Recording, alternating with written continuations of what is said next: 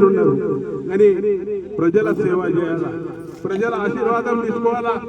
ఏదైతే మనం పుట్టుతాం ఒకసారి, సత్తం ఒకసారి, కానీ ప్రజల కోసం చేసిన వ్యక్తి ఎప్పుడు మీ నిలబడతాడు, పేరు నిలబడుతుందని ఇలా నేను మీ ముంగట వచ్చి ఎమ్మెల్యేగా గెలిచిన మీ ఆశీర్వాదంతో ఈరోజు మైకి చూడండి.